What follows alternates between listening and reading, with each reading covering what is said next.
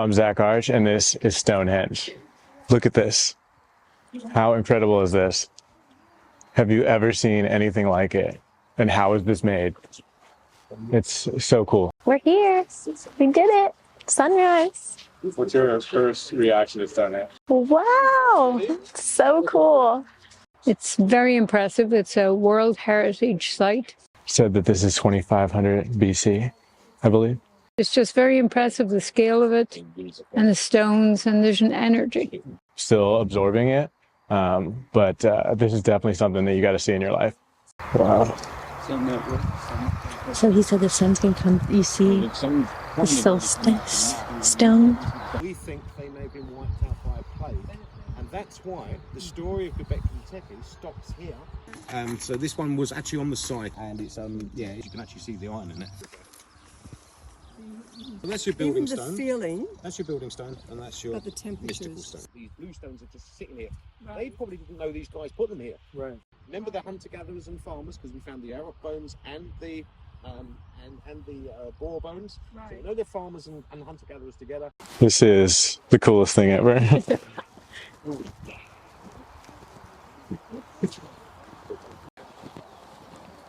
It's 2,500 BC. Can be traced back to its origins. It's actually not the biggest also. That's in this country, and it's so big it has a village inside it, and it has the only pub inside a stone circle in the world. There's a church just outside. Design, engineering, mathematics, but they are looking at the sun as well. You can see the sun peeking through this stone here. The sun is actually stone.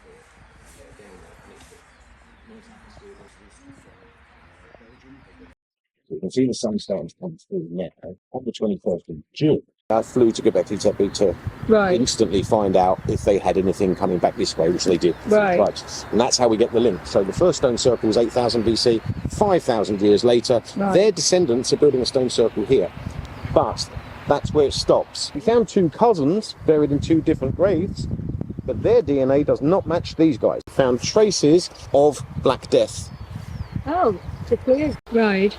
And then these guys come in 500 years later or 300 years later. Right. They find the stones standing here, which has been flattened, was here before 3000 BC. In case we get any bad spirits coming through, the rest of the year we have to meditate.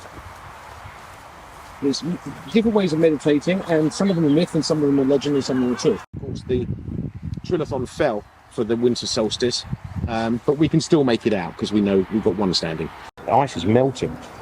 So the forests are slow growing. They wander into Western Europe. The hunter-gatherers are following. We know about 3 tribes very specifically. Keep walking. Oh, you fine.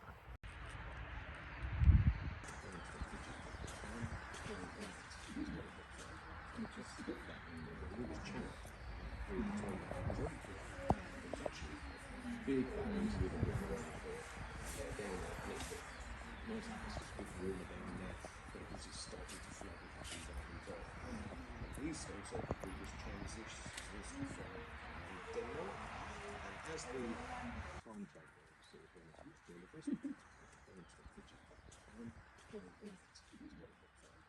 just stick that in there. It's so cool.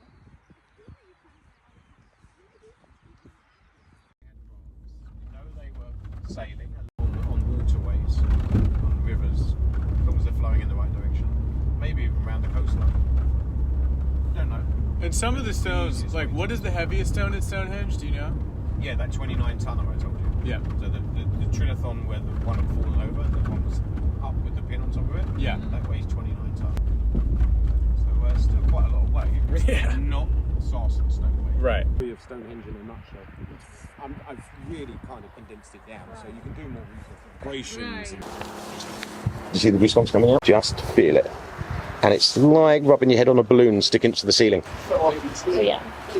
So that's the energy of the stone. So if you're talking about magic powers and you're talking about the energy of the stones and hugging stones, these are the stones you want to hug. Whenever I see people hugging these big ones, Right. you have to remember, no, there's some stones. They have quartzes in them. You know, there's the silicon. The composition of this that causes the magnetism. It's the iron. The iron. It's just the iron. And then on top of that was 70% water. Right. So we are naturally going to be connected to the earth. Right. And we're all carbon. It feels like It's like- you rubbed a balloon. It's static. We were able to extract DNA. When we dug down into the DNA, and we dug deep, 0.01 something percent of their DNA wasn't on our European match list. Modern day Syria, which means these people's great granddads were from the Fertile Crescent. Asked to see the word station stone. The distance from that one, so that one is 5. We have a rectangle that is 5 by 12. You know your Pythagorean? Divide that into a triangle. And it's the same there. Do you remember there took 30 days to do each one of these stones? This is an age process. It probably took about 20 years to do. Right. They're going to rub out that marking. Right. They're not going to rub out the station stones. Right. That's why they've done it with the station stones. But it's only after they realised. So we think it was happenstance that they found the Pythagorean. The pathway that we match with Durrington's path. Parcels and sold off at auction. Cecil Chubb comes to the auction to buy tables and chairs for his wife, gets to the auction and finds a foreign buyer is buying this plot, so he tries to outbid him. One photograph with you guys. I'm just trying to speed you up a bit. So have you, young lady, in that side, that one, just stand where we all went. This guy bridging up here.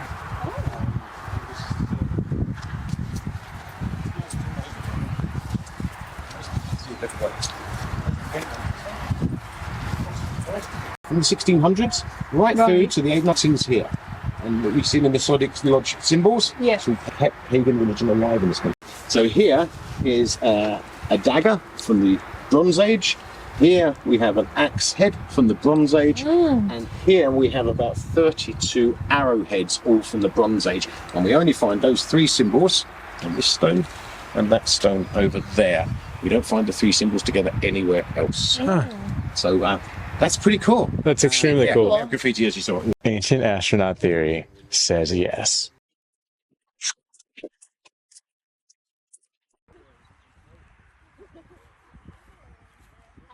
Stonehenge in a nutshell.